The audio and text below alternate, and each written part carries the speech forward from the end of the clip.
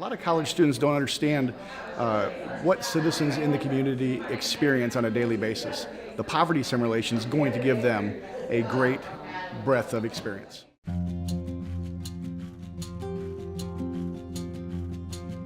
Poverty simulation is an experiential learning tool to give people an opportunity to see what the lived experiences of those living at or below the poverty line. And so they're going to get the opportunity to be a person living in poverty. They'll be part of a family, and they'll have to navigate the systems and the structures that are in place and figure out if they have the skills or the resources necessary to move out of poverty. So the MPA is really set up to provide students with understanding of how to lead within organizational life, particularly government institutions, nonprofits, and those are the organizations that are doing a lot of good for people in communities. If you go in any kind of work that is service-oriented, you're interacting with people in the public, inevitably you're going to be interacting with people that live in poverty.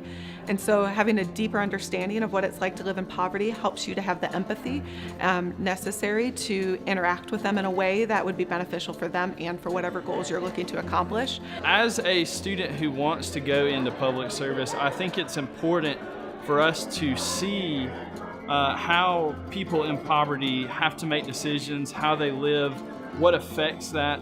Something like the poverty simulation provides students the opportunity to role play, and role playing really does put people into the situations that they're trying to understand academically. And so there's kind of an in-between experience between classroom learning and internship and on-the-job learning. These kinds of simulations provide a different type of learning where students are practicing their skills and understanding the people that they're going to be working with. The biggest issue that we have in our city is the working poor. These are individuals that get up every single day, go to work, but they still don't have enough money to cover their necessities. I know, I have bills to pay, I have arthritis in my hands, I can't pay for it. And I think this is a great learning opportunities for those that want to be or in leadership currently to get out and learn exactly what that experience is and to help us create policy that's going to allow us to make sure that those quality of lives are at the top of our list as well. So I knew going into this we would learn a lot about the decisions that people who live in poverty make, and I had no clue how intense these decisions would be.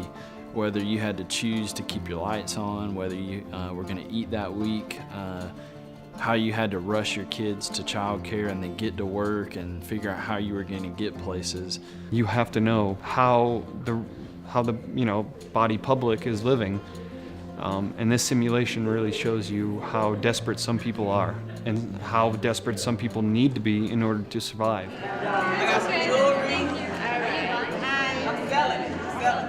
As soon as the simulation started, I lost my job. Once I lost my job, I went to the social services department and I had to go to somewhere else because I didn't have passes. So because of this, I felt helpless. So I had no resources, no anything, so I felt as if I had to turn into crime. This felt real. I never felt helpless in my life, and although this was a simulation, it felt so real. A lot of the times when you think about poverty and you think about those voices, you hear it from a third-party news source or from the outside looking in. And I think this gives us a hands-on, one-on-one approach for this short period of time on what people who are living with poverty actually experience on a day-to-day basis.